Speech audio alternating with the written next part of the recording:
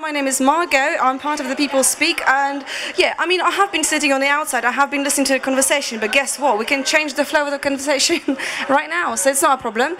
So Joanna, you came here and I felt like you had something on your mind. What was it?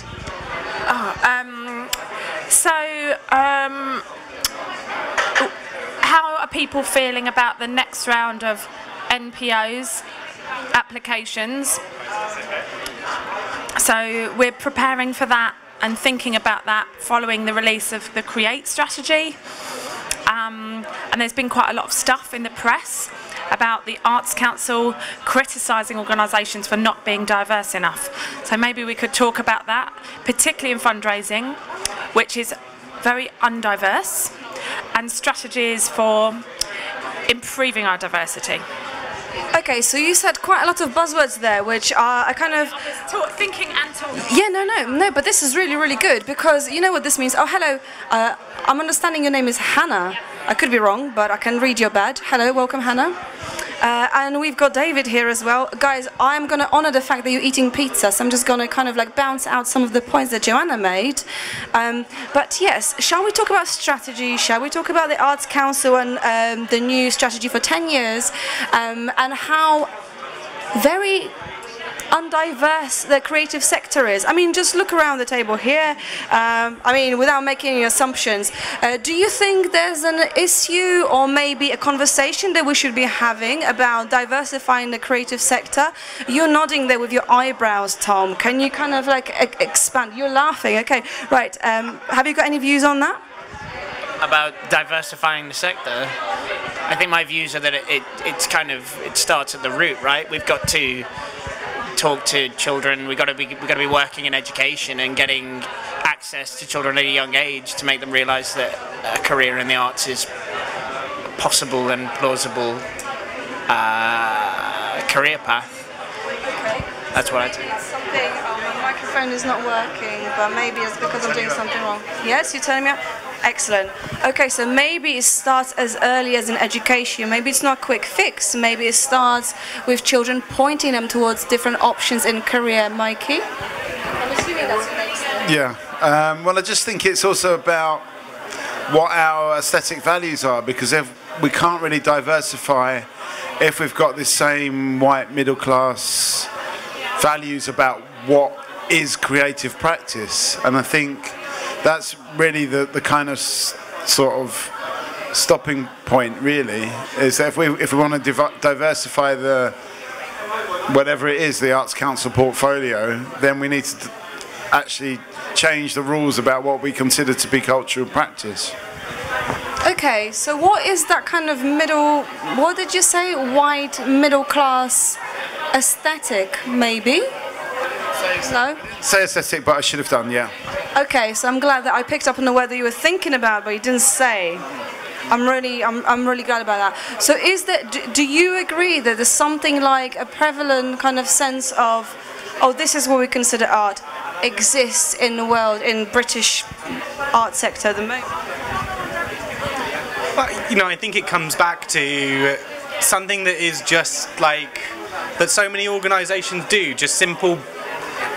You know, I would say it's just a case of barriers that are created, like often invisible barriers, just simple things like that you have to have a university degree to apply for a job. And you know, and I think when we talk about diversity, we often talk about diversity in terms of race, and rightly so, but there are other forms of diversity, be it, you know, be it the background, be it from, you know, coming from a working class background. You know, I think any place where you feel that the arts isn't for you because you are not represented. You know, I remember working with, when I was back at Battersea Arts Centre, working with Striker Light in Gloucester, and you know, you'd have like, you know, young kids that came from the estate there, and they just sort of, that really through the work that they were doing got really involved in art, but we previously said actually, you know, we never previously saw ourselves on stage, so we didn't, you know, we are artistic and cultural in our own right and in our own way, but we don't see ourselves reflected, so we never thought that it was an industry open to us. And I think that runs the entire way. Like, I think you can say, yeah, you know, there is a degree in which that is about championing creativity and culture in schools, but it is also about having representation at a board level. Like, you know, we are terrible as cultural fundraisers about getting any money in that isn't just from like white rich men, to sort of really oversimplify there. And there are examples of organisations that, you know, are going beyond that. Okay, I'm going to stop there because Margot's taking the microphone off me. No, I mean, like, that's fair enough, but you just made so many points that I just need to now recap them, which makes my life really hard. But you were talking about, you know, maybe fundraisers always having to go to the same people, being white men for money, and different types of diversity. Diversity doesn't just mean maybe skin colour, there are other barriers. But Tom, you've got something you wanted to throw in. I'm just wondering, something to discuss maybe as quotas as perhaps an issue in terms of if people want to see that, like representation at a high level now. Should we talk about and consider quotas as a kind of a quick fix so that young people who are working class or different races and backgrounds can see someone of themselves either on a board level or in the art that we're seeing? Okay, so is anyone here kind of using quotas as a kind of reference point? I'm going to come to you, David, I'm going to come to you, Laura. So we're not using quotas, and I think it can help, but I think it's a sticking plaster solution because there are much bigger issues underlying it. And I think Kane's point, I think one of the key things is people, whether subconsciously or not, are trying to recruit people in their own image. So I spent the last year challenging fundraising organisations who put must be educated to degree level in their job descriptions, and in the last year not one organisation has been able to give a valid reason why it's there, but it's in a quarter of fundraising job descriptions. So we're putting these things in place that we know discriminate against people from BAME communities, low income communities, low middle class families, for absolutely no gain and for no reason. So you're a fundraiser, I'm assuming, consultant you said. So what I'm picking up from what you're saying, that maybe being a fundraiser is also putting you in a kind of position where you can challenge the status quo to bring about the change, which to me is quite an act. Yeah, I mean, that's not through my work as a consultant, that's running a campaign called Non-Graduates Welcome, which is across the whole charity sector. Because it's there and it's causing problems, it's a simple step that we could get rid of. Absolutely not going to fix all of the EDI problems we've got in the sector, but it's those micro barriers that we're putting in place without even realising it that are having a combined impact. Okay, so it's about recognising what the barriers are. You were, I'm going to exaggerate now, so exaggeration warning. You were shouting across the table, LinkedIn, like this. Well, actually, it's because I wrote a post on International Women's Day and David liked it, didn't you? Yeah, you did. But actually, a lot of that is about like breaking down what it is to be a fundraiser. Because I'm from Essex, and no one speaks like me in the sector, and I refuse to change my accent, and I'm all right with that. I'm actually a privileged person. It's just the Essex accent makes me sound unprivileged. You know, I'm not unprivileged.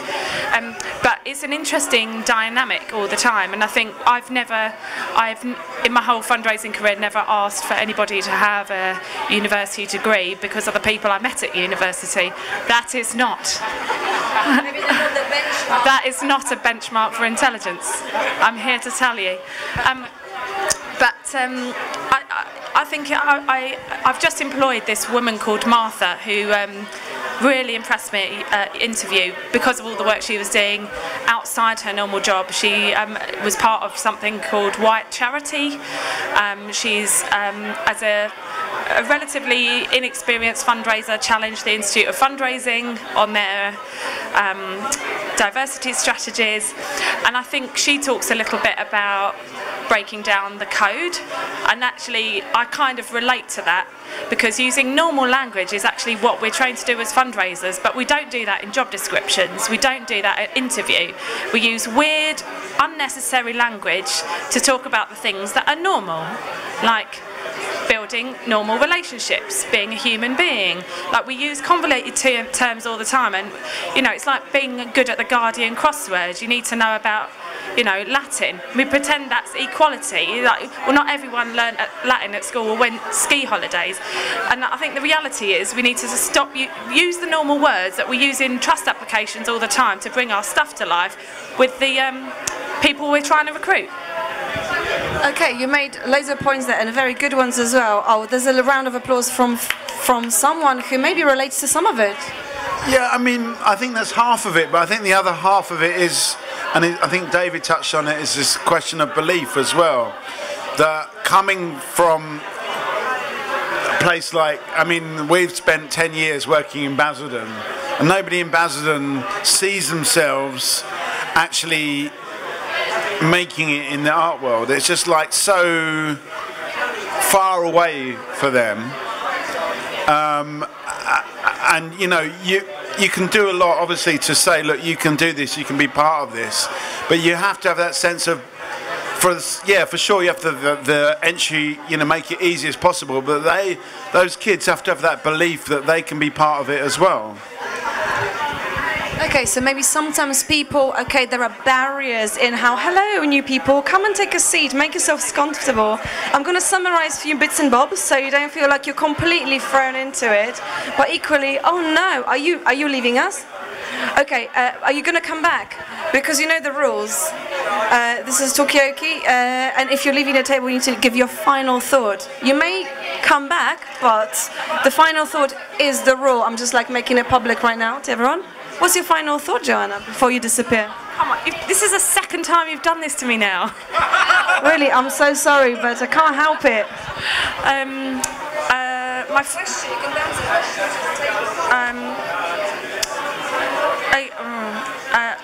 I've run out of ideas, and that's something that's stuck with you from what we're talking about. What's great is that I think we're talking about diversity in a way, in the last, I've been a fundraiser for 12 years, and I started off in the Guildhall School of Music and Drama. It's just been closed and reopened for coronavirus, topical. But it's one of the most undiverse environments I've ever worked in, and it's an amazing organisation now, but I think the conversation has really turned over, and that's amazing. And I think the more that we talk about these things, the more enlightened we become, the more exciting the sector becomes. Okay, so maybe thank you very much, Joanna. Thank you for leaving us on that point. Of course, I will just say it, you're welcome to come back at any point. There are no barriers to entering the Talkaoke conversation. And in the meantime, we've got new faces to the table. I don't mean you, Tom, because you're an old face to this table. Who are you? Hi, I'm Harry, and I work at Wilton's Music Hall. Welcome, Harry. That's a nice place to be working in, I would imagine. It's an assumption, I have no idea. Hello. Hello, I'm Emma. I used to work in arts, but now I've moved over to a medical charity, but I'm very interested in well-being in the workplace.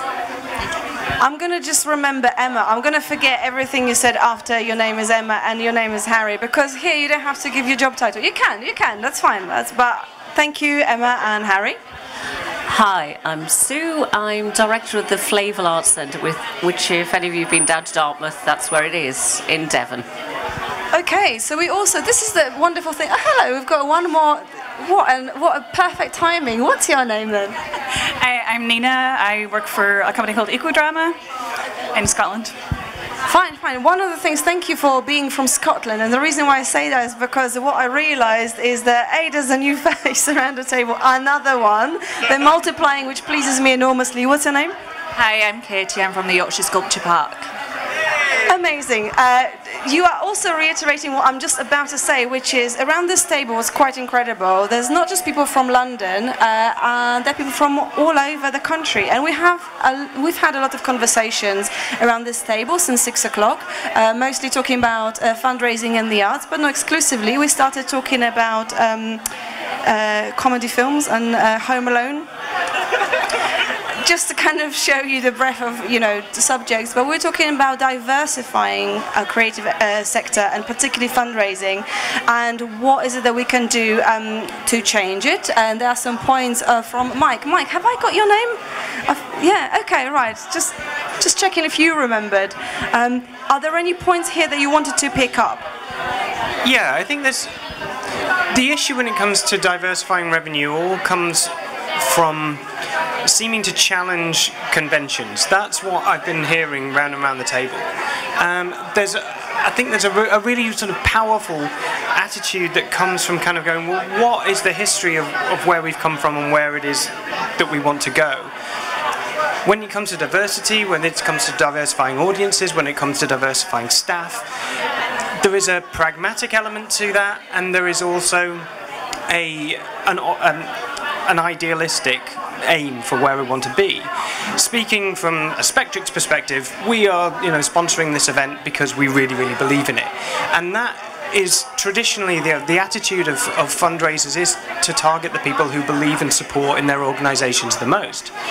When we come to try to reach out to people who maybe aren't as experienced within the arts or connected to culture in the way that traditional organisations might go about things, I think there's a challenge from the perspective of language. I think the words art and culture can be quite divisive. There's so many people that think they understand exactly what culture means, and it's not for them. It's about opera or classical music or something highbrow, and it's not necessarily about the type of art forms that they engage with because it's not the language that they use. So I think the challenge for arts organisations across the sector is about letting people understand that what is happening within the walls of their organisation is for them, and not only for them, but that it should be supported, that outreach should happen, and that message needs to get out to the people who could enjoy it the most. So maybe it's a combination of the message itself, and it sounds like the fundraisers are in the job they're in because they believe in what they're doing, but also maybe it's about communicating and the language that maybe is a little bit off-putting.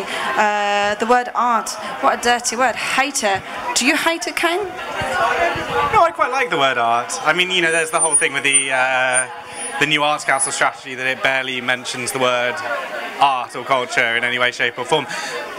But I guess I would challenge that point. I think everyone in this table, all the organisations in this table are doing incredible outreach or participatory work, whatever word you want to use for it. I mean, is there anyone, working for an organisation who isn't doing outreach or participatory work? No, we all are.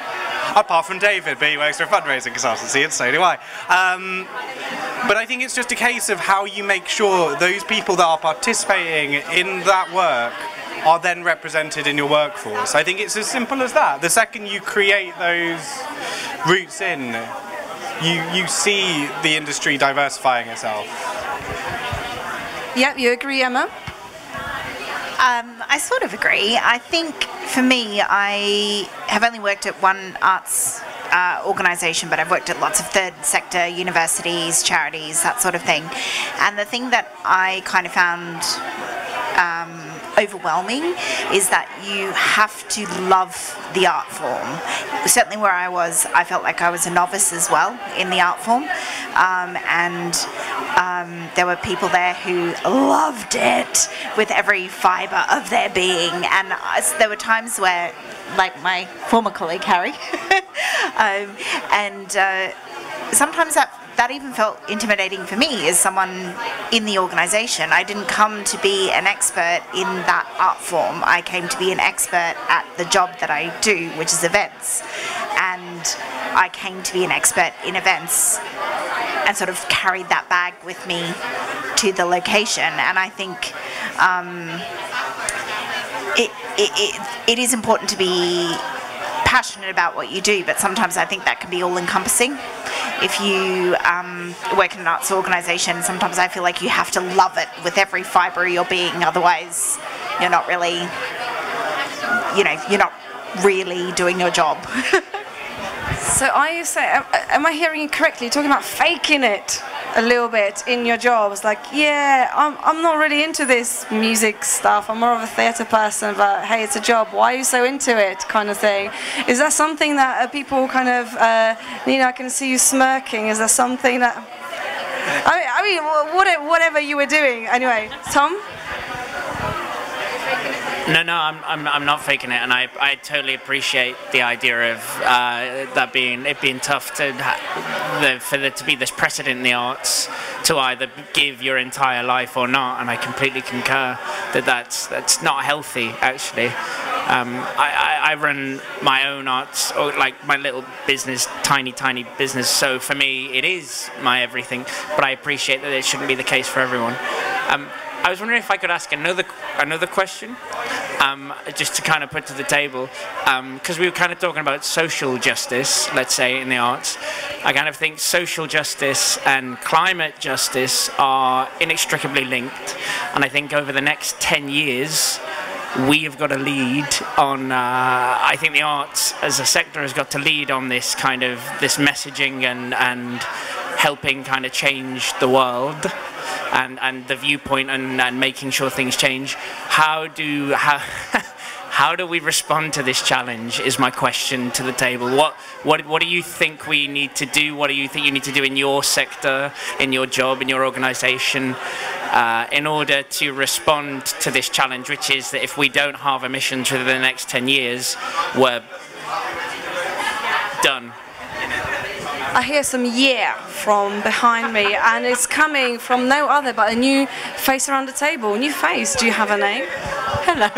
I do yeah quite loudly. It gets quite irritating at conferences when people are like, no, I don't want you to respond to anything I have to say. I'm like, yeah. Oh, sorry. Can I just say, because my head mic is not working, but we really applaud and we really encourage loud participation.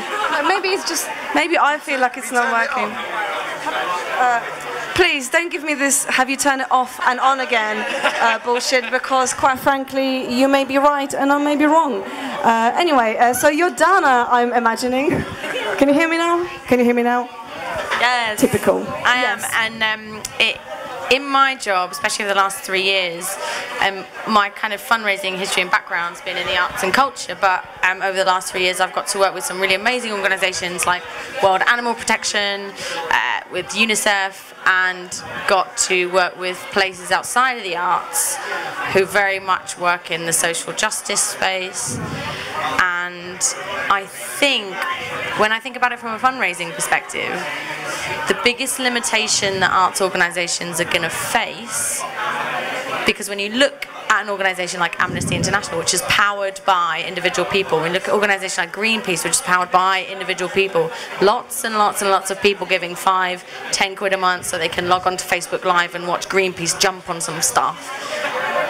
If we're going to go down that road of like claiming the activist role, we have to start rejecting a lot of the funding that is tied to institutions and organisations and corporates who are doing nothing about it. Yes. Okay, so maybe we should become a little bit more conscious and maybe start rejecting some sources of funding that maybe are a little bit dubious. Mike, you've got a view? I don't know, because we do a lot of stuff with the climate people and they're very shouty, but not very good at listening. And in my mind, it's actually more about getting conversation going. And like, for example, we did a thing on climate change at the National Theatre, sponsored by, I think it was by Shell. And they was doing the Talkaoke pop-up talk show. And then we had these very well-known climate activists come down and start shouting at us.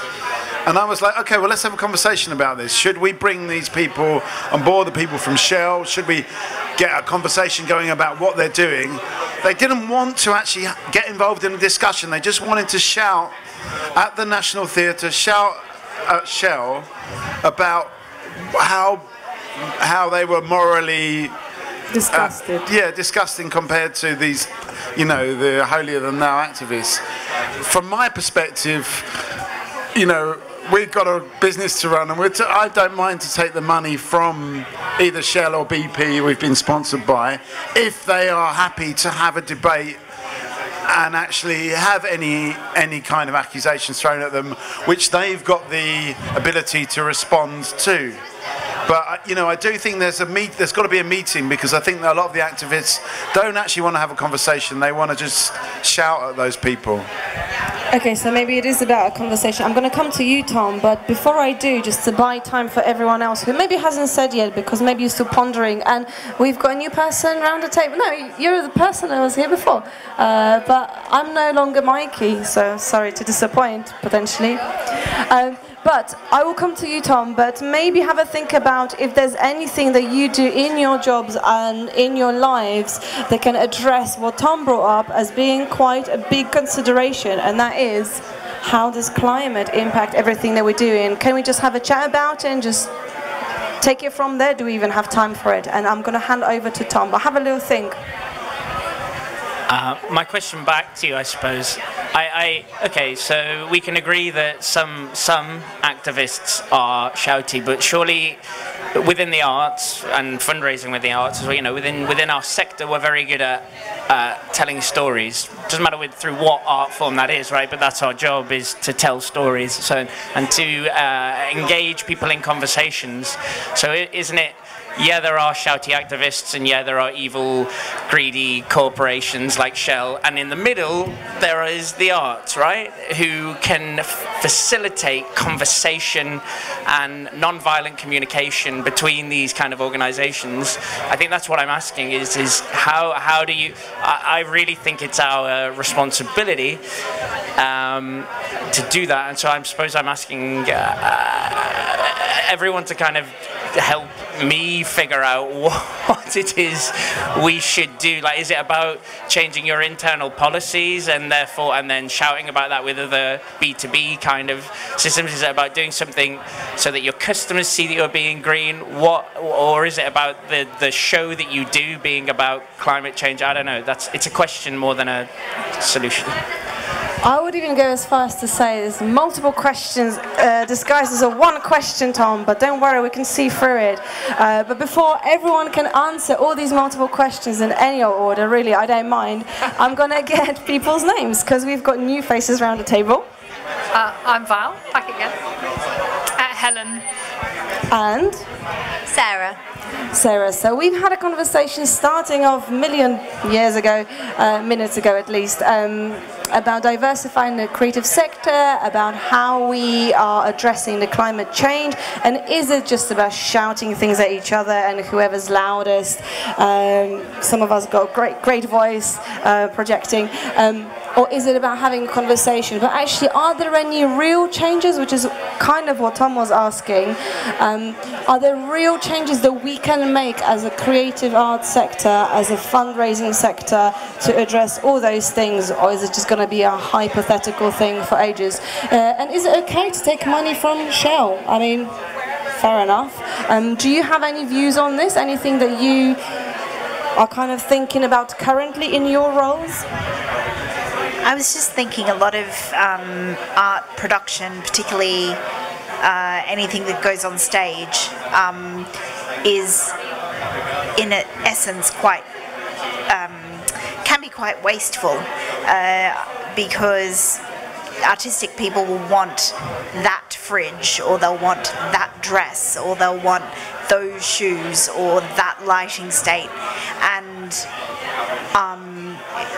that requires purchasing a whole bunch of stuff to facilitate that vision, and then, you know, it's their vision, it's perfect, it's theirs, it's unique, and I would imagine one would not want to then see your 7 specially made dresses for this iconic theatre production to pop up somewhere else. So I don't know if this is an answer to your question, but it's more of a pondering that actually, to my mind, sometimes I think it's about changing and challenging the artistic vision of the people coming in and saying, actually, you have to do it with, you know, this prop store, or you have to do it with this costume store, or you have to go out and, you know, get everything from a charity shop or something like that, which I think actually for many, certainly bigger organisations, would be quite unpalatable to the artistic people coming in. So maybe that's one of the places it has to start, by creating some kind of sustainability protocol for the art that's being produced. So is it about, thank you very much, Emma, so is it about the obsessed with the vision artists? It's like, I want these 7 dresses and I want them now. Are these the people who are creating this whole crisis of climate and theatre and performance and the arts being unsustainable? Or what is it about, Mikey? Well, I mean, I think the point there is that artists can be leaders. They can be the people that change practice first. You know, they can be the people that insist on a low carbon way of doing things and be imaginative about it, for sure. So is it up to artists? Yeah? I work for an environmental theatre company. So get in! I didn't want all the answers. But we're very small, so I think it's really interesting, the difference between, for us it's really easy to be sustainable because we focus, we've got no money, and we focus on, but obviously I fundraise very well, what do you mean? Yeah, exactly, shut up. No, but we obviously make it an ethos to do that, to be sustainable and to make sure it goes back out to another use after we finish using it. But I think the biggest thing that nobody wants to talk about is the touring emissions problem, because what do you do about that? Because we want to tour, people want to see the work. You can't leave people in rural areas without seeing the work. It's not really right. So how do you do that? So we do that with it's biodiesel, not the bad biodiesel. It's like recycled chippy oil. And we've been doing it for 10 years, and we don't know why nobody else is doing it. So get out there, guys, and get your chippy oil, because then you can shout about it and be, you know, it spreads the word, and people love it. So yeah. Okay, so it's also about making a statement, like this is what we're doing because we believe in it. And there was a lot of talk about belief in what we're doing and why we're here earlier. So maybe it's about rebranding the climate change and that kind of stuff. There were some nods. I don't really have much to say on this, but I think that organisations just really have to define their goals, because a small theatre company touring work to 100,000 people a year probably isn't going to change or save the world, isn't going to change Donald Trump's opinion about climate investment. But if that company says we want to both change what we're doing internally, make a big thing about that, and then show people why it's important to think about this, yeah, that might then have a knock-on in reviews, in papers. That production might go to the West End, it might become a film. Still, you're probably not going to change the world, but if you define your goals, whether you're a small organisation or a large organisation like the National, I think that's how the culture sector can actually pragmatically do something about climate change. I think it's absolutely pointless, all organisations going around saying, we're doing this to change the world. No one is. We are all doing it to try and create a change and make a shift. So I think, yeah, it's all about setting goals that are realistic. So we have this method in Talkaoke table which is called turning the mirror.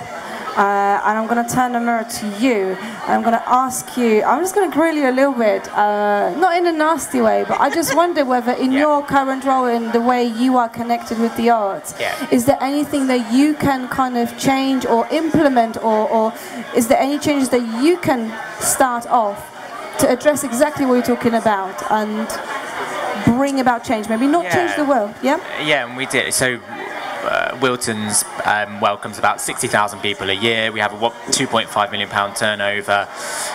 We do about 400 performances a year.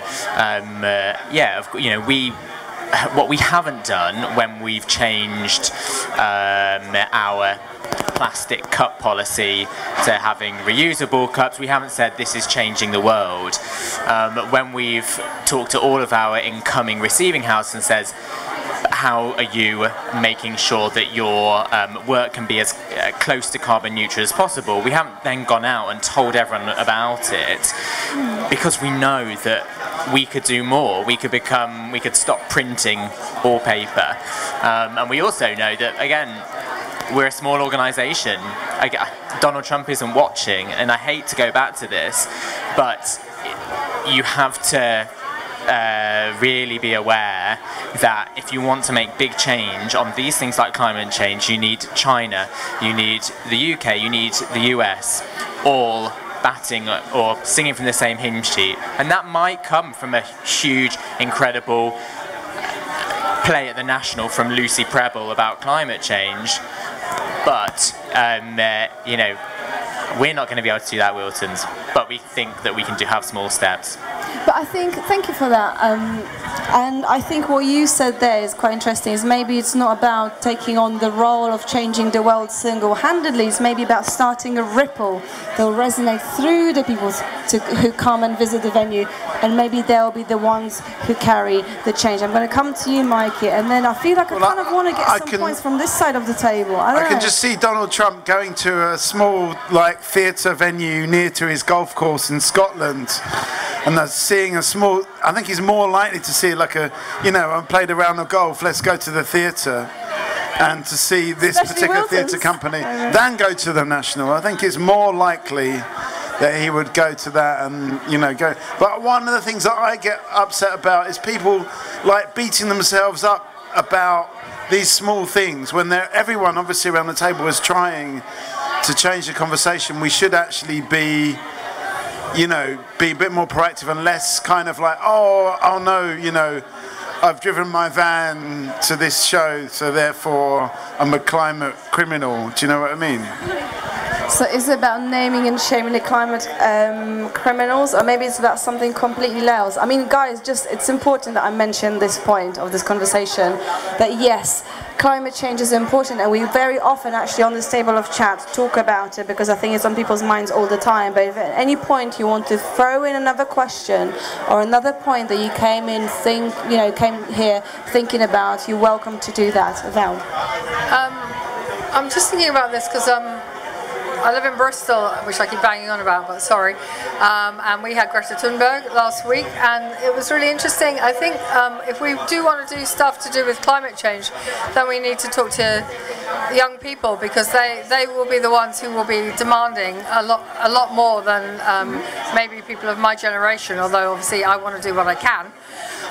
But I think they will be the ones who will be taking organisations much more to account. So I think engaging on that level would be a really important thing, because they don't want politicians, you know, pissing around and not doing anything, and therefore it's good to talk to them as well, because then we can actually support what they're doing together. So is it about just saying, hey young people, it's up to you, you do it, and we'll be right behind you? Because essentially it's working together with young people, but you know, nobody has all the answers, but I think that maybe there are ways of engaging. Like I went to this protest in Bristol with Greta Thunberg. It was organised by two young women who in a week pulled this thing together. It was incredible. So there are people who can help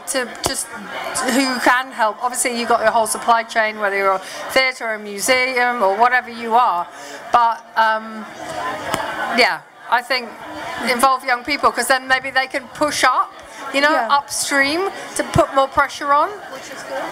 So you're talking about great power that young people have, and it's a call out to any old young person around this table, whoever considers themselves that, to certify if it's true. But in the meantime, I've got a point from Mikey. Well, last week on Talkaoke we did a mental health gig, and we found out that a lot of young people suffer from what is now termed as climate anxiety, because they're so worried and anxious about the climate. And I think our role as people in the cultural sector is to actually turn that anxiety into something positive, like a feeling that you can make a change. And it is a big thing. I think the young people are where it's at when it comes to climate change. Okay, somebody earlier was talking about the arts being able to tell stories, and I can see some laughing people over there. Maybe they've got some views. Do you do enough for the environment in the arts? Do you do enough? Could you do more? Could you tell us about it? Come and take a seat on a table. No, there are. Just look around you. In the meantime, David. I'm going to challenge that because that's come up a few times. I mean, Tom, you mentioned that the arts have a responsibility to lead on climate change, and I guess my question would be why? I think the arts organisations have a responsibility to reduce their own environmental impacts, but to suggest that the sector as a whole should be taking a leading role in changing things, why that over any of the other problems we face as a society? Why that over homelessness? Why that over the challenges we face with older people and loneliness? Why that over homelessness? Why is the sector, is this the one thing that we should be pushing for? And is it right for every single organisation to take a leading role on that? Well, okay, it's a big one. So is there a priority list on what kind of issues we should be focusing on right now? Why not homelessness? Why are you not doing stuff for homeless people? Tom? I don't think it's an either-or argument. I think we should be leading on all of them, because I think as a sector we like, I will always go back to storytelling. We tell stories, and we know that in fundraising in particular, it's, you know, you fundraise the most when you tell a compelling story.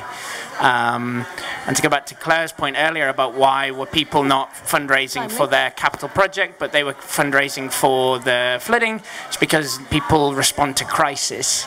And I think we are currently suffering from a climate crisis. And yes, homelessness is, I truly personally believe homelessness and loneliness are two very important things. But if we don't solve this within the next 10 to 20 years, there's no world for people to be homeless or lonely on. My other point, just to Wilton's Hall as well, just about Music Hall, about the small changes, is just a little note to say that there's been a study which suggests that it only takes 20% of a population to cause a revolution, and that can be within a sector, that can be within a population of a country. So even those little changes, if 20% of us contribute and make our things known and publicise, and we could cause a climate revolution and, you know, fuck up Donald Trump, basically. Do you know what? I'm no mathematician, but I reckon the number of people around this table constitutes 20% of this gathering. So, I mean, let's go. But in the meantime, I've got a new face around the table. Hello, face. What's your name? Jamie. Jamie, welcome to Talkaoke. This is a pop-up talk show. Dave is coming back. He's coming back? He's not sure? Okay, just you know the rules, yeah? It's the final thoughts bit. So what are your final thoughts? It's echoing what Tom said about small changes, whether that's in diversity, whether it's across environmental. It's not feeling that you need everyone behind you or that you need to be in a senior position to make a change. If you see something that's wrong in your organisation or that could change, like, call it out. That's the whole non-grads welcome stuff has been just people calling stuff out and trying to get at least people talking about it, if not making changes. Okay, so it's about having a chat. We've got some more new faces. Sorry, Jamie, not the only new face around this table. Sorry there. What's your name? My name's Ellie. Ellie, and we've got Claire. Welcome back, Claire. So yeah, you had something to chime in on? Yeah, just to follow up on David's point around also acknowledging if you're not doing it right. I think actually being open, honest, transparent is how you build trust and how you can get advocates to help you with your journey. And I think the arts has the power to unite and collaborate and debate, and what better sector to be able to say sometimes, we're not doing it right. Can you help me out? Because we really need that help, and then you can affect change in that way as well. Okay, so assuming that everybody's here, whoa now, some kind of helicopter landing, or what is this sound, I don't know. So assuming that everybody's related in some ways to the creative sector and this helicopter, do you daily feel empowered to bring about this change? Is there something that you kind of feel that you've got within your reach to be like, actually, I disagree with this. I acknowledge that I'm in a powerful position because the art tells the stories. Art has the possibility of changing the narratives and bringing about change, and it only takes 20% to cause a revolution, so whatever, easy. Does it always feel like this? I think there's a real challenge. I'm going to take it back to a really practical example. I think many of us are you know, paper is dead. We don't want to send, you know, booklets, and we don't want to send letters, and we don't want to do all this kind of thing. I get really annoyed when I get them.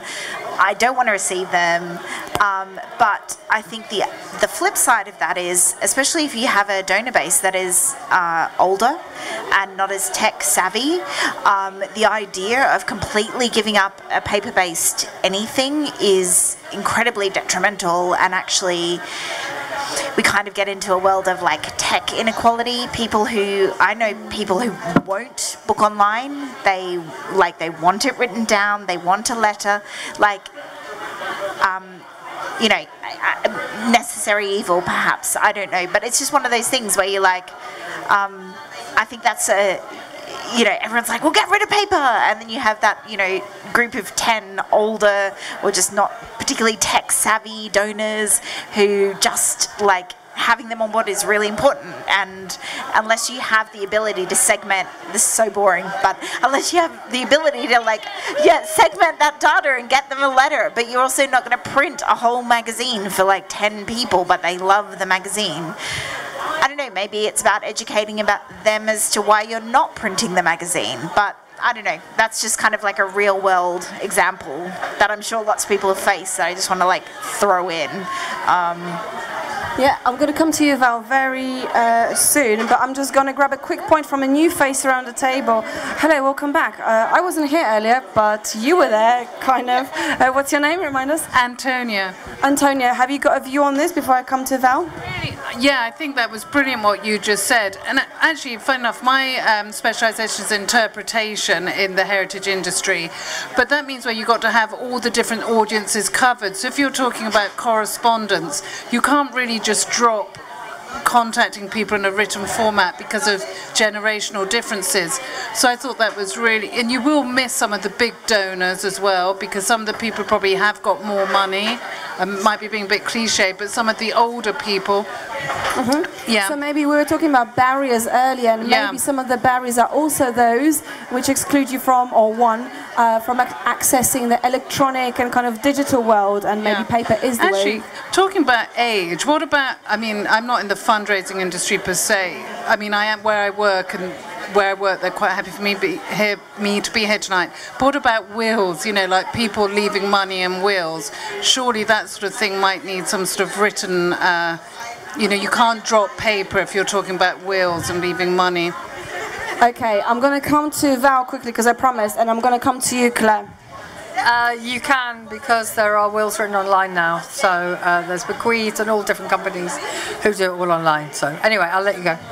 Okay, thank you, Val. But we were talking about the, you know, how much can we push our kind of right to proclaim revolution by banning all the paper. Maybe it doesn't work for some people. Well, it doesn't work if you're in a rural area where there's no broadband connectivity. You know, in Herefordshire, you know, we listen to people talking about 4G, 5G, 6G. It's like, gee, we'd like 3, you know. And so for us, just the whole thing around being able to connect to people would be a great start.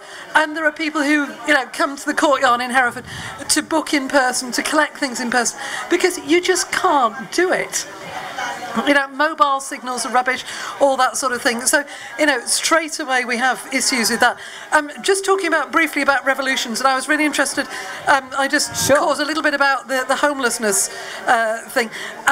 What we started doing at the courtyard is if we have events and there's food, we have various organisations, the churches in the city, who do breakfast and they do food parcels and support the homeless shelter.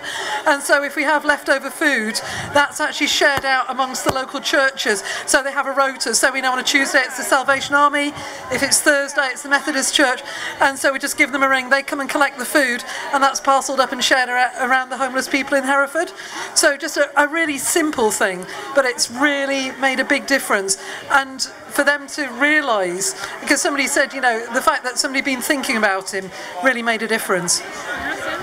Okay, so kind of like, you know, micro level of bringing about revolution in Herefordshire. Don't confuse it with Hertfordshire, very different place. Don't go there. I mean, go there. Go to Corda Theatre, for God's sake. Like, go and do that right now, guys. There's lots of hands kind of semi popping up. But I've got news for you. We're going to change hosts, and you know why? We're going to revolutionise the expectation. I'm going to go under. Mike is going to go over. But we're going to change the powers that be. Just more because Margot needs to go for a wee. I could tell it on her face. But we're going to keep this live. We're going to keep it hot. Luckily, I've been sitting in listening to the conversation. Excuse me. Okay. Okay. So we're going to keep this hot. We're going to keep this conversation going. I might twiddle with the knobs a little bit, but. Yeah, we're don't worry. We've taken all the coronavirus precautions, disinfected the microphone and all of that stuff. So, oh, hang on. Whoa, whoops! Instead, dropping on the floor. Okay, so let me just. We got Claire, we got Antonia. Sorry, what's your name? Ellie. And Val. And what's your name? Emma. Emma and Mike and Jamie. Jamie, that's right, and I'm Mikey and Nina. So where do we want to go with this? We want to talk about, in a way, we're talking about all these initiatives, and there's so many creative initiatives about how to sort of like, you know, embed these kind of cultural spaces in with the kind of social things like the food for homeless people, the discussions about climate change. Where do we want to go with this conversation? I mean, I feel like we're kind of doing well. But I think it's really interesting what you're saying, Claire, because working in events, this is something that's always at the top of my mind, and every time I've done an event, I've tried to get the food, excess food, because there's always built-in excess to every event. You always print off every extra things, you always get extra food. But in London, I have found whenever I've tried to donate food somewhere else, unless it's wrapped with a label and stored in like the sort of bureaucracy, the food safety around giving to shelters is very tricky, and I wonder if it's a sort of, you know, metropolitan versus kind of regional divide. We had a Carol's event, and we had all these leftover fruitman's pies, and someone like I tried to get rid of them, and someone literally put them in a plastic carrier bag over his shoulder. He's like, right, I'm going to go off and just see who will take it. And I think but the idea here, I guess, is that there's Too Good To Go, which is an app, which is where you can go to Costa, and for £2 you get whatever their leftover food of the day is. So maybe the idea that I've had from this is maybe that there's a way to approach that app and actually say, I can't guarantee that everything has been wrapped up individually and not touched anything else that's gluten or whatever it is, but I guess it's about being bothered to go the next step. I mean, it strikes me that everyone around the table does seem to be quite bothered. We've got a couple of new faces. Kane, we know. What's your name? Hi, I'm Leonie from The Barbican. Leonie from? The Barbican. Okay. So at the moment we're kind of talking about, in a way, it's about the social conscience of like art venues. We heard from Claire, manages to get rid of a lot of the leftover food to homeless shelters and churches, Salvation Army. It's more difficult in London, apparently. But it's also, there's a wider thing. You're worried as well about all of the excesses of production, theatre productions, and how that affects on our, where our climate impact is. Got another new face. What's your name? My name is William from Philharmonia Orchestra. Okay, welcome. So there was a point over here, Val. Let me just go to you quickly, Val, then you, Kane. I just want to talk, you mentioned the word venue. I think venue is a big issue because I mean, I've worked in the museum sector particularly. There are all these buildings that need serious investment, and this is the time where these buildings could be invested in to make them much more green and sustainable. So, I mean, in Bristol we've got Bristol Old Vic, which has had a fantastic architect, the same architect as Battersea Art Centre, and you've got a and basically the self-ventilation and the things happening, it's really fantastic. But there doesn't appear to be, or I've missed it, National Lottery, Heritage Fund or Arts Council trying to look into a lot of the work that could be done on buildings, and there will be a lot of retrofitting that is going to need to happen, and that is a much bigger issue. When it comes to capital investment, are we thinking about sustainability in that? I think it is more in there, but I think it's something we need to take on board more. Okay, okay. Yeah, I think, you know, that there has been surprisingly, just considering the financial climate, a real boon in capital projects, capital redevelopments, particularly sort of core and shell stuff, you know, where a developer hands over ground floor of a building to do up and turn into a new art space. And I think, you know, it sort of comes back to this thing, working with, you know, at Battersea Art Centre with Hayes Tompkins, about, like, do you actually need all of this? Need what? Well, like, do you need the fancy ventilation system? Like, do you have to spend all of this money? Are there cheaper things that you can be doing? Like open the window? Like, open the window, or like, you know, if you're, like, why are we not reclaiming, you know, where someone else is doing a capital project, why are we not reclaiming the stage floor and putting it into a new space? And right, okay, so are we thinking sustainably in terms of actually not just recycling food, but actually recycling materials, a whole stage? The very fabric. Is it just a stage we're going through? Sorry, I had to throw it in there. Yeah. I work as a consultant, so I evaluate lots of different projects and programs, and so talking about recycling buildings and so on, the Creative People and Places program, the Arts Council funded, but one, so I've looked at arts projects which have been in the upstairs of working men's clubs, in care homes, just in the streets, in gardens, so the thinking is there to do that, and there's a lot of learning that can be taken from those programs to actually take across some just mainstream ways of working, good practice from that. So, I mean, what are the ways? Are you saying we don't need these fancy venues? We can just set up in a care home or a working men's club? Or what are you saying here? It's a question of scale. So, Creative People in Places is areas where it's people who are least engaged in the arts, so people who are frightened of the arts. The word ballet is a no-go area. So it's about trusted venues. So there'll be different markets, and it links in with the RAISE programme in terms of it may be a London area and out in the regions. Are there barriers that have stopped people from embracing, engaging, funding, investing in the arts in different areas? So you might need a different approach in one area to another. Okay, so it's about having the right approach in the right place, and maybe linking the different places as well that have got different approaches. Antonia, Well, I actually also volunteer as well, working full time. I also volunteer at the National Trust at Sutton House in Hackney, if anyone knows it. But they're really good. So people know it around the table.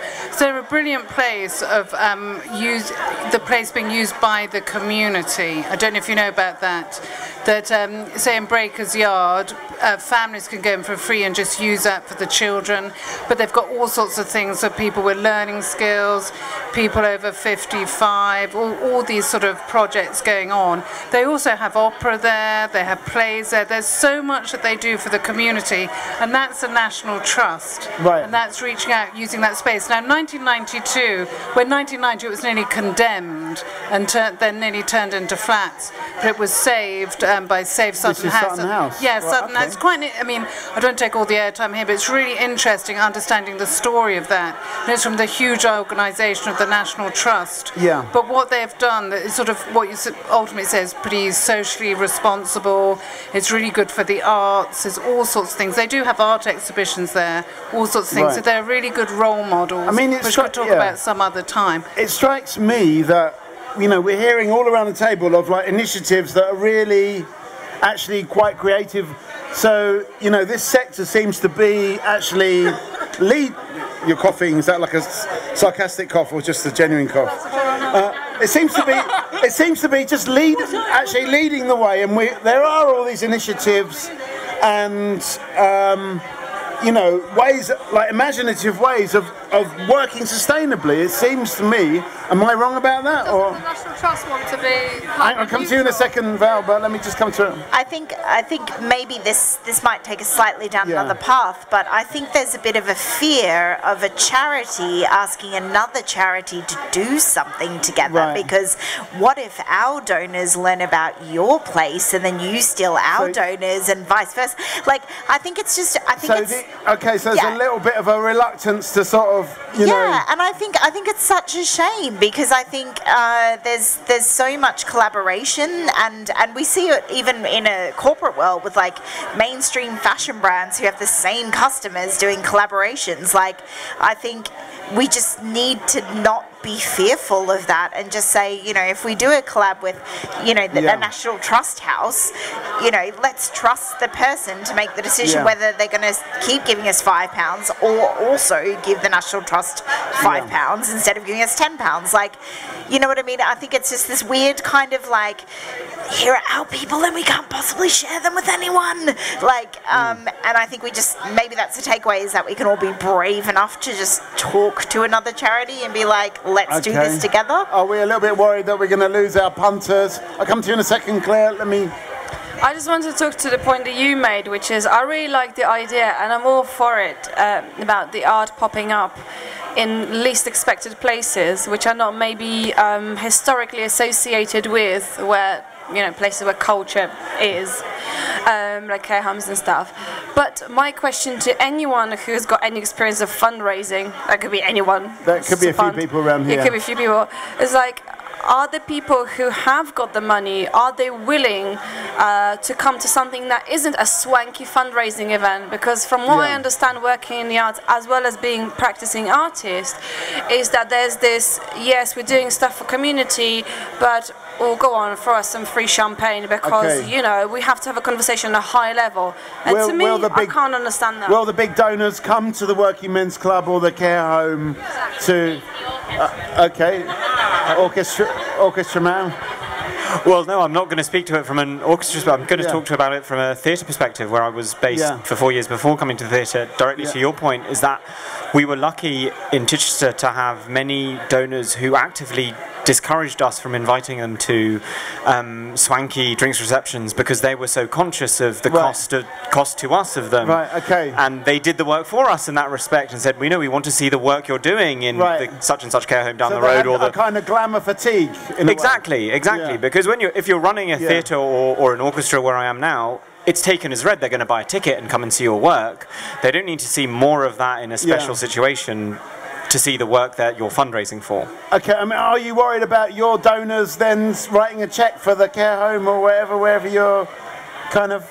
It hasn't happened yet. I'm trying to, I wasn't worried, because the work spoke for itself. And some of the partnerships, to talk to the partnership point that was made over there, creative partnerships are attractive to donors. It's not as though you're fundraising for a competitor. You're encouraging you're working together, a better sort of class of philanthropy. Let me just, because Claire, you had a point, Claire, and I'll come to you. Yes, I had a point about that. The Courtyard isn't the world's biggest auditorium, so a few weeks ago we had a joint fundraiser and we had a sing-along of Sound of Music in the cathedral. Right. So we had Sound of Music in the cathedral because it was a bigger venue. We packed the place out. We both made money, and in fact we made more money holding the event there. You know, places like Herefordshire, rural places, are far too small to compete. You've got to work in partnership, and I think that's the message that we really need to get out there, that in the regions there's no point in trying to be precious or competitive. I mean, do you think is it a thing that people are being precious and competitive, or are they not in Hereford? Not in the region. We can't do that, you know, because we know we can't do that sort of thing. It's not like that. Okay, what's that point now? Come to you, sir. It's just to agree with Claire that I think in the regions, I live and work in Birmingham and do a lot of work then elsewhere around the country, and I think there's less fear of that, because we understand that whole London versus the rest of the country kind of debate.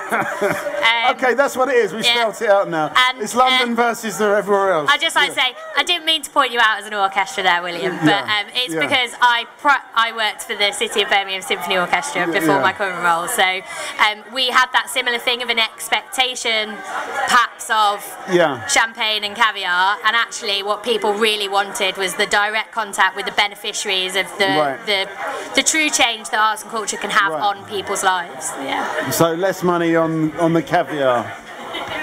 I guess the point in Yeah, this is where we've got pizza here tonight.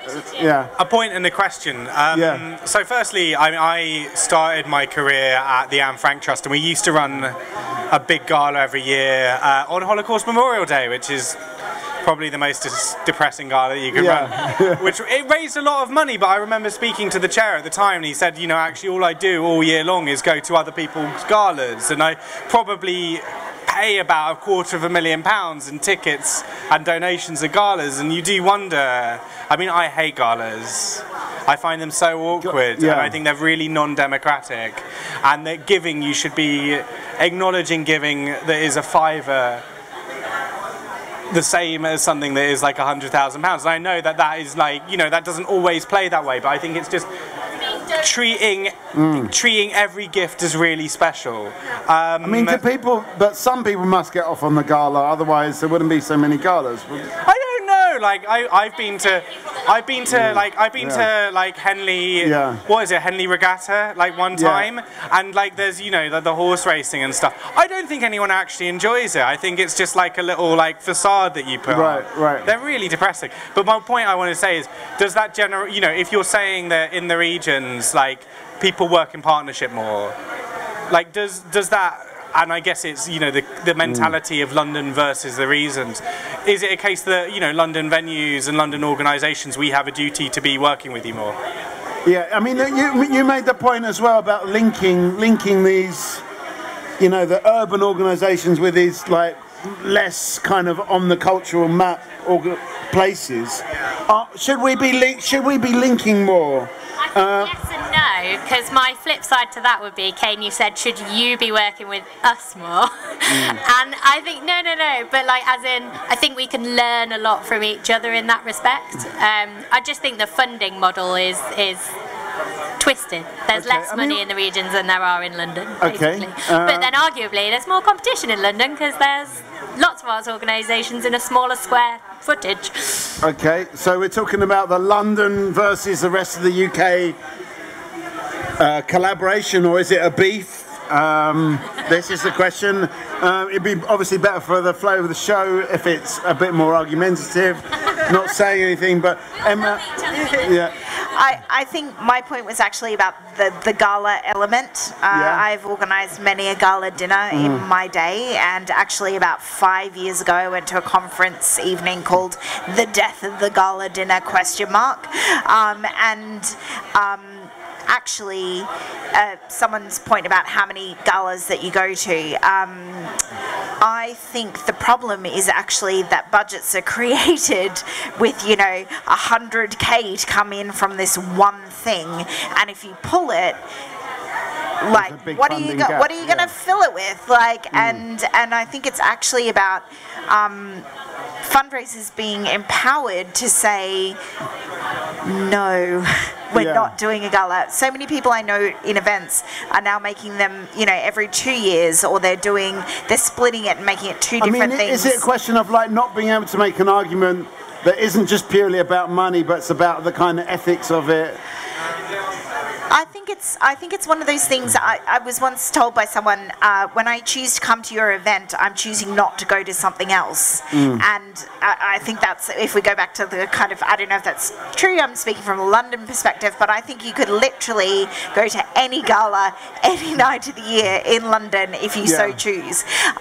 Everyone has bought the same Money Can't Buy prize 20,000 times.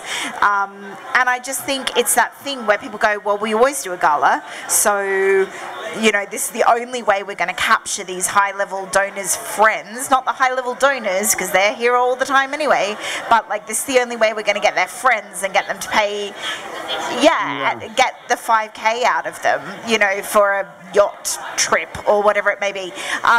And I just think it's not so much about the gala itself, it's about the way the budgets are done to rely on that gala. It's about the kind of gala culture in a way. Exactly, yeah. So many hands. I'll give it back to you. Okay, Val? Just to follow on from that, I was going to say that I don't know whether with something like that, what is taken into account is how doing a gala will pull in resources and time from across the organisation, and so it's kind of pulling against some more sustainable fundraising, which is an issue. So you don't realise what the impact of and that of course, is. maybe trustees will go, well, let's do a gala, but actually then they need to stump up and help sell the tickets. So I mean, I think it does seem to be something that isn't happening so much anyway. Okay, I'm going to come to you. Let me just get a final thought from William over here. I was going to argue with Kane, but it seems futile in his absence. No, well, he just... So I'll speak to the point about galas. In my experience so far, both organisations I've worked with, we've come so close to holding a gala, only to pull back at the last minute in favour of loads of smaller events which are more intimate, more targeted, more donor-centric. Who said that? It was over there.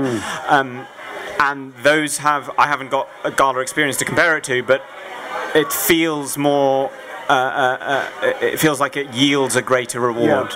But I mean, what about the question of the feeling? Because I think there's a point from quite a few people that the gala kind of feels wrong and other things feel right, but it's hard to make that argument on a kind of spreadsheet or whatever. Well, it's coming up against the argument, well, we've always done it this way, why are you going to change it? But I think more and more organisations are bucking the trend, and donors, as we introduce younger donors into the fold, they're going to say, well, we don't want to go to Buckingham Palace and meet Prince Charles. We actually want to see it brings its challenges where they want to see greater impact reward, but equally they want a different fundraising model from the off. Okay. Did that go where you thought? I think, well, it didn't, but that's the whole point of the final thought.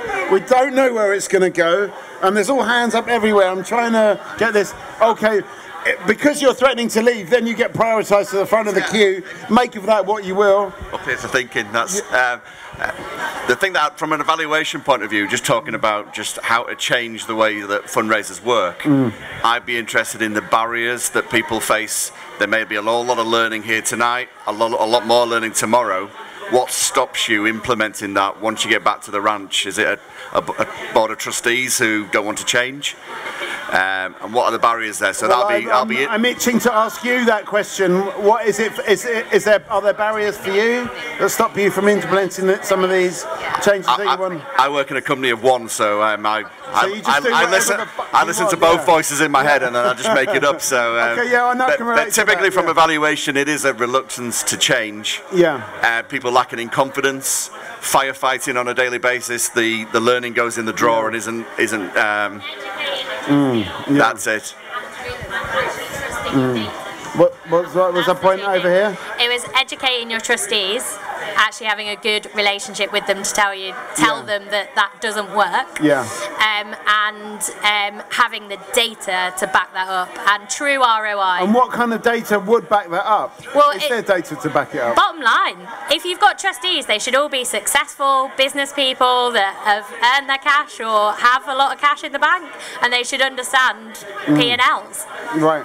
And if a gala dinner is going to cost 100 grand to put on and only make 200 grand, plus all the staff time, true ROI, plus full cost recovery. If you can actually show them that spending 20 grand will raise £200,000, then that's better for everyone. Okay, I'm just going to need to give the mic to Margot, because otherwise I'm going to have a lot of trouble on the way home. I wanted to ask for my phone because we have been given a 10-minute warning. So if you feel like you haven't made a passionate enough... 10 minutes, is that all we've got? Yeah, that's all we've got. Okay. So if you haven't made your point yet, well, you've got 10 minutes. So I'm expecting a completely intense last 10 minutes. There were some other points as well. There were some other points... that we just touched upon, that maybe we want to just go back to return to for those final thoughts. But I noticed Claire and Antonia, you had a point.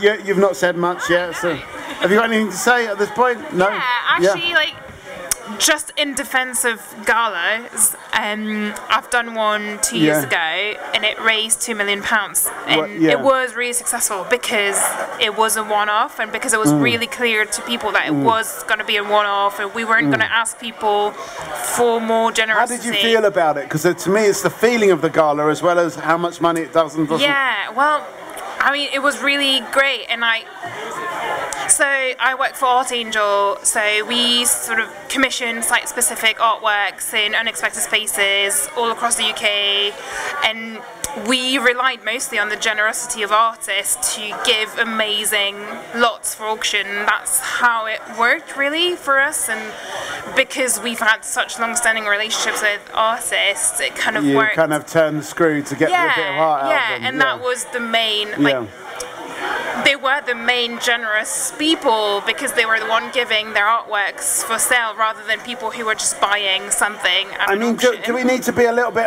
is it more about reinventing the gala rather than just abandoning it completely? I feel like if it's just a one-off and like just it's about the way you're phrasing it and the way that you're sort of putting it out there, and if it's not if it's not tiring people off, then it will work in some way. Okay. Okay, so we've only got 10 minutes left, so now's the time to say what you want to say. We're still talking about the gala, the controversial gala. Come to Claire and then to you.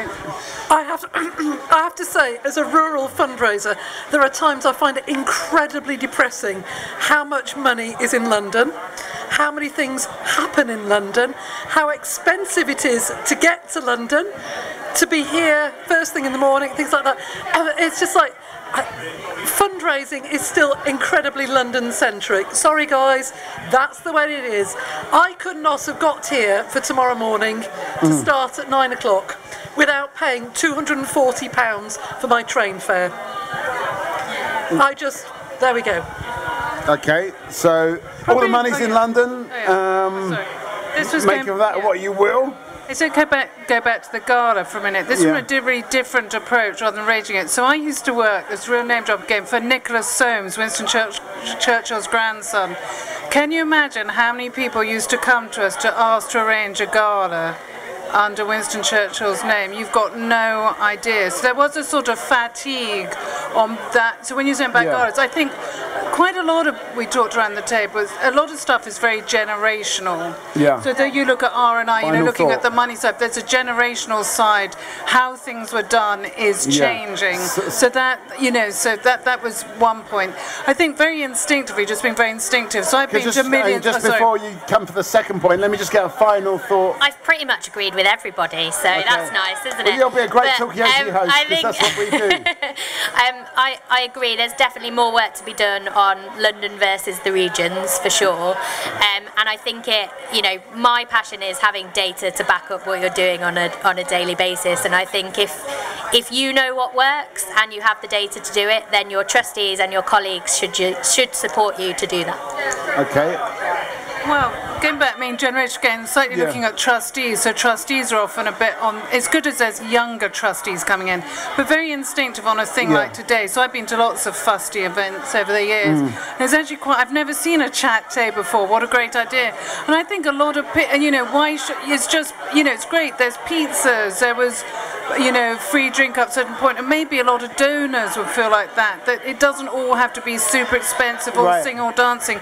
That's great when something raises 2 million. So that's fantastic. We can change the paradigm when it comes. Then I think some things are generational. They're just sort of dying out a bit. Not totally dead, but you've got to choose the right timing. And what's energising? This sort of thing's a bit more energising. Okay, so are these things just simply going to die out? Let me get final thought from you. Yes. I always say events are icing on the cake. So if people are starting talking about events as the main fundraising thing. If you just do events, does that mean you're just icing? Yeah, you're just icing. Yeah, I mean, for the amount of time and energy you could put into an event, the number of coffees with high net worths or individuals you could go and actually physically ask them for money on the spot at the right time. So you could make so much more than an exhausting event. Okay, so just go and talk to people. Don't bother with the events. The event could be a coffee. One event and then follow up. One of the things about events. Okay, let me get a final thought from each person. It engages your close leading volunteers and opens the door to major donors who would not otherwise come through your door. So it's much about follow-up as all the work to get it. The follow-up is incredibly important. Okay, so it's not just the build-up, it's not just the event, it's the follow-up as well. Right, final thought from everybody. I'm going to come to you in a second, but let me come over here. Final thought. I'm going to say that galas and events like that are symptomatic of a sector that feels that we have to incentivise giving, that we have to give something back, and doesn't trust that there's people that love what we do and wants to support. It's just a way of saying we don't believe enough in ourselves. Okay, so more belief. I'm gonna have to come. I might get a final thought from you, Martin, but stay and listen to everybody else's final thought. Final thought. I just want to talk to the point that all the funding is concentrated in London, and talking to Claire's point, and actually being an artist who is trying to tour work that, as it happens, was made in London, but I'm a migrant. I came here because you kind of go to main city really for opportunity. So now me trying to spread out and take work to the regions where the Polish community is based is proving financially unsustainable, because the fees that I'm being offered, or actually not offered at all, from some places outside of London, make my job as an artist who's writing to the Arts Council just a back-breaking exercise. And it's not because there are no Polish people out there. It's not because we don't have Brexit and people just fucking fall out with each other all the time. It's not because of that. It's because, I mean, whatever it's because, but I'm just saying that my costs of living in London are high, so but all the money the fees is in that I'm London. getting from the regions, it's just... The money isn't there out of it. Let me get some final thoughts. Final thoughts. I think my final thought is that we can talk and talk and talk here, but I think we need to commit to at least one thing that we've taken from this evening to somewhere else, the idea of sustainability. I know my office in the City of London does not recycle, full stop. And why don't I leverage some young people to get really active about that, because frankly I don't have the time of my day and they're going to do it better than me anyway. Okay, so we can't look young people in the face with that level of sustainability. Final thought, Mike? Anything? I love being called Mike. Fundraising. What is it? Oh. Yeah. He was saying that Mike is coming too. My final thought is my name is Harry. Oh, sorry. You should always know the name. When you're I can't see that far away, to be honest. Yeah. Sorry, Harry. Fundraising's really hard. Whether it's in, I grew up not in London, but now I do live in London, and fundraising's really hard. I sit on a board in Nottingham. In Nottingham, it's really hard. But in London, it's hard. People always so it say doesn't matter where you are. It's still hard to get a hold of the money. Yeah, all this money is here in London. Yes, all this money is here, but they don't all want to give it to you. Okay. It's not just... But you've come to London. Do you feel like you're closer to the money at least? No, actually. No. Okay, interesting. Final thought? I think arts organisations and arts venues should be sanctuaries. We should make sure that we represent the communities in which we are rooted. And I mean, we were talking about this earlier, Claire, not at the table, but we should think about what are all of the barriers that there are to stop us being representative of our community, and then how we can smash those barriers down. And that's a really idealistic statement, but I think there's I think we've heard tonight of there's so many different creative approaches to, to me, I think the most important point is just sharing more the different creative approaches that people have got to solving these problems. And I think it's there. It's even in this room to actually advance, maybe not solve everything. We can't just spread all the money out from London, but we can at least find for sure. I mean, that is the real revolution, isn't it? But that's for a different Talkaoke session. But anyway, let's get some final thoughts. You lot have all had final thoughts. You've had a final thought. I'm not sure if you have or not, Claire, but Leah, have you a final thought? Yeah, just if you say that it's a sanctuary, are you not putting barriers in your arts organisation though? What do you mean by that? I don't know if you say that an arts organisation is a sanctuary, are you not putting barriers in the sense of you can't get in because it's so sacred. Okay, so isn't calling it a sanctuary, is that a barrier in itself?